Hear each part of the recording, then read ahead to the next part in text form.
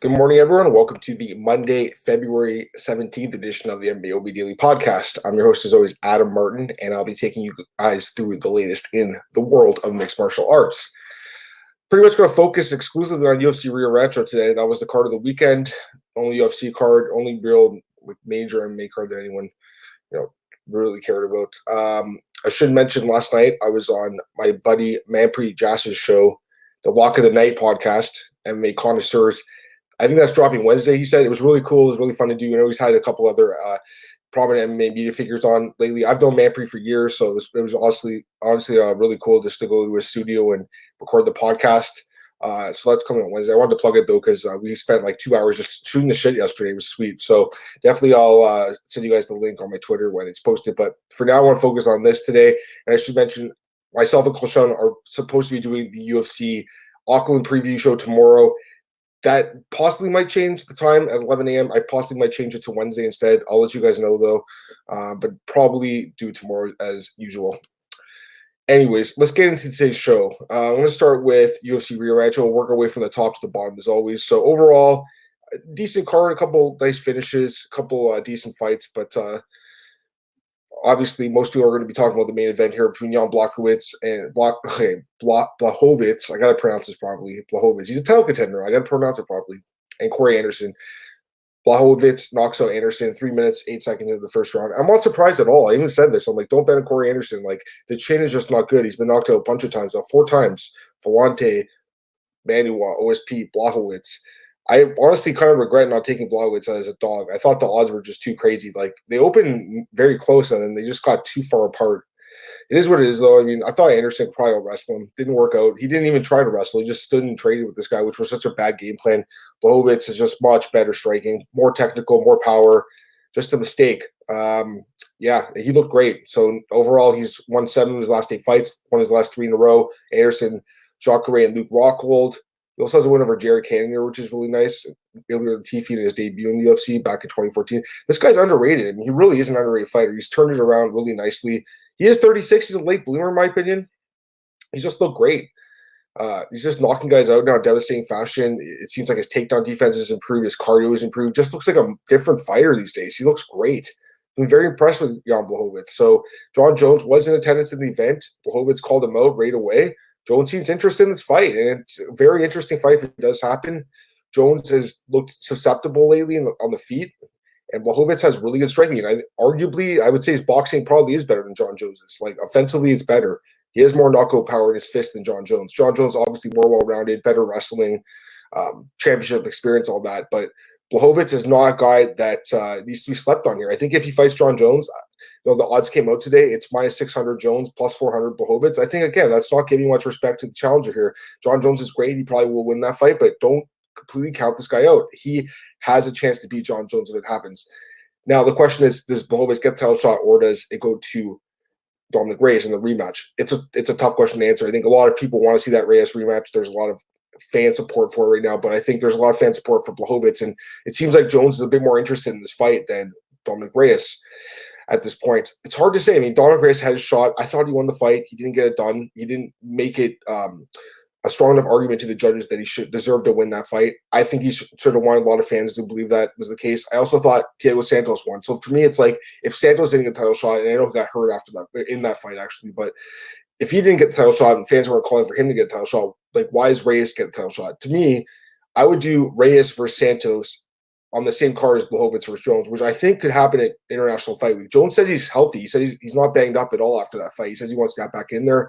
Blachowicz is not hurt at all either, because this fight only lasted 3 minutes. So do this fight International Fight Week. Do Blachowicz versus Jones, main event, co-main event, Usman versus Masvidal, and also on the main card, do Santos versus Reyes in an number one contender fight. I think it makes a lot of sense. I think it'd be a great fight. So to me, that's the way to go for this.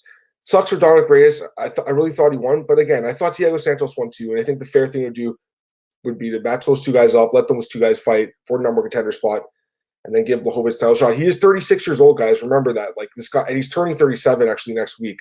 Like, he's not getting any younger. It's time to give this guy his shot at the title. He's really grinding for it. He's worked hard, and I think he's earned it, quite frankly. So I'd love to see this fight.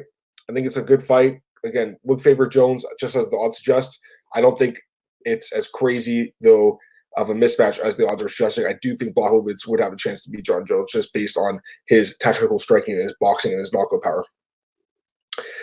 As far as Corey Anderson goes, quickly I got to mention him. I mean, this is another loss in a big fight for him. I still think the guy's obviously a top 10 fighter, but clearly not a legitimate title contender because he just can't take a punch, unfortunately. 4 knockout losses in the UFC in 15 fights, drops to 10-5 in the UFC. Not a bad record by any means, but just loses the big fights. And, other than Glover Teixeira, I mean, really he doesn't have an elite win. I guess Johnny Walker's a good win, but doesn't really have an elite win. So good fighter, but obviously we all kind of were hyping him up too much after that Walker fight. Next up, let's get to the co-main event. Welterweight bout Diego Sanchez defeats Michel Pereira, 3rd round DQ due to an illegal knee. Now, this is just a messed up fight. I mean, Pereira was absolutely destroying Diego Sanchez. So if you think you're on the right side by taking Diego Sanchez here, you weren't. It was a lucky win. This is a terrible break for Michel Pereira brothers. The guy screwed up really bad. He was well on his way to the win here. He was less than 2 minutes away from picking up arguably the biggest win of his career. So just a stupid move by Pereira. The knee was intentional, obviously. Jason Herzog thought it was. I mean, of course it was intentional. He was trying to hurt him. He made a mistake. He didn't know the rule. He misinterpreted the rule. I don't know what happened. Like, how do you not know that you can't illegally knee a guy at the highest level of the sport? Like, every fighter should know that. So he made a mistake. There was some fishiness though going on with Diego though. Obviously, he asked the referee, "Will I get a DQ win? Can I talk to my coach about it?" Very, very sketch. I mean, Diego Sanchez, legend of the sport. I would never call this guy a quitter, just like I would never call Cerrone a quitter. I do think he made a business decision here. I think he did want to get his win bonus. I don't think there's anything wrong with saying that. I think someone posted his salary. It's like 100,000 to show, 100,000 to win. So of course he's going to take the DQ win. I don't blame him. I would have did the same thing. I think most of us would have too. It's Pereira's fault, quite frankly. He screwed up. Now, some people are saying there should have been no contest. As someone who had Pereira, of course I was hoping that because I didn't want to lose, but my play. But you know what? It was a DQ because he did intentionally beat him, and Herzog made a good call there. It is what it is. I mean, you got to watch what you're doing in the cage. You can't just hurt guys and you can't break the rules. So it's Pereira's fault. Sucks for him, though. I mean, it just feels wrong that he lost his fight, but he ended up losing. So Diego Sanchez wins. He cashes a dog for bettors. Blachowicz was a dog as well. Quite a few dogs in this card won, actually. But yeah, just a messed up situation here. The worst part is Sanchez will get another fight now after this when he really shouldn't, because man, he looked really shot this fight, guys. Like, I don't want to see him fight again. It took a lot of damage once again. I'm surprised he didn't get KO'd. I mean, good for him. He got hit with some big shots, but yeah, I don't know what the UFC is going to do with him. I mean, I'm sure they'll give him another fight, but to me, it's like I think he should really consider retiring soon. I don't think he should be fighting very often because, yeah, he man, it's scary seeing how much damage he takes in his fights, and his chin. I know he hasn't been knocked out at welterweight yet because guys that move up in weight generally do have a little bit more durability, which is obviously the case here. But still, I think at some point someone will KO him. Getting some question here from Kinshiro Ryoju. Won a lot off Jan and Dana Rodriguez. Good for you. Diego taking that DQ ruined 3 easy parlays. Yeah. And he says, I can't hate what Diego did. He needs the money. Of course he needs the money. Everyone does need the money. I can't hate on him either. I would have did the same thing too, Kinshiro. I think a lot of us would have. The guy screwed up. They basically were offering him a free win. Might as well take it, right? It is what it is, though. I still think that it was. I wouldn't say it was a dirty move. I think it was he played by the rule book. He played by the rules. If anything, it was Michel Pereira who was dirty. But you can't say that. I think he could have continued, guys. Honestly, like I wasn't in there. Obviously, I didn't hit that shot. I think the cut was the problem. The cut was why the doctor came in. I think otherwise, I don't think the doctor would have came in. Herzog would have talked to him. But when that cut happened, that's what screwed things up. So it is what it is. Again, I would never call Diego a quitter, but I think he made a business decision in taking the DQ win. And again, I can't fault him for it because I would do the same thing. Next up, Montana De La Rosa defeats Mara Romero Barella via decision. Tried her best to get the submission late in the fight, but couldn't get it. But still a good win for her. And she improves to 4-1 in the UFC overall. So definitely a good prospect at 125. Barella, she drops to 2-3 and probably will be caught after this fight. Can't see her sticking around. Next up, another illegal knee DQ, which is weird. You never see 2 DQs on the same card. I mean, DQs are very rare in MMA, especially at UFC. So to have 2 in the same card just messed up. But yeah, Brock Weaver defeats Kazula Vargas via DQ. And again, Vargas was doing really well.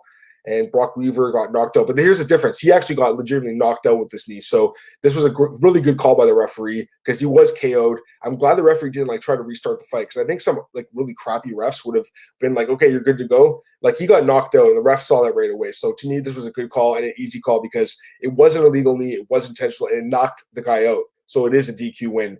And to me, there's much less controversy in this one than the Diego Sanchez fight, where he was not knocked out. In this case, Brock Weaver was KO'd by Vargas and the illegal knee, and that's why he won the fight by DQ. And I don't think there's any real controversy in this one. It was just a terrible shot by Vargas and might cost him his job in the UFC. Next up, Ray Borg defeats Rogerio Bontorin via unanimous decision. Just dominated the fight with his wrestling, but again, missed weight for this fight and just embarrassing. I mean, listen, okay, so Ray Borg is a very talented fighter. Like he's been in the UFC for 6 years now. The first time I saw him against Dustin Ortiz, I was very impressed. He turned out to be a really good fighter. The problem was he missed weight a bunch of times. This is his fourth time missing weight. He's also missed a bunch of just pulled out of a bunch of other fights. Now, I will say I feel bad for the guy because obviously his son has been very sick. That's been obviously very draining on him and his family, no doubt about it. And I have a soft spot for kids and just for families that are going through that kind of stuff. But at the same time, you got to do your job, and he has not done his job because he's been missing weight. And he did post a few years ago that if he had missed weight again, he would retire. He's kind of went back on that now.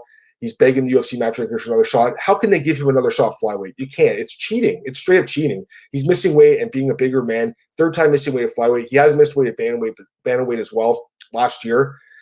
Again, I think he's a very talented fighter, but it's just embarrassing how many times he's missed weight. And I think the UFC has did a lot for him, and they've given him a lot of leeway, especially because his kid has been sick. But at some point, you can't use that as an excuse anymore. I mean, this guy is just missing weight way too often.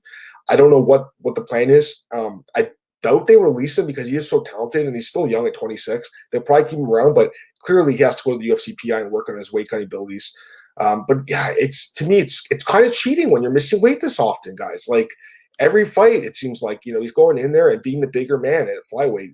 Gene Herrera, Luis Smoka, and now Bontorin. He also missed weight against Casey Kennedy, lost that fight at bantamweight. But yeah, it's just tough to see him staying flyweight after another weight miss. I don't know what they're going to do.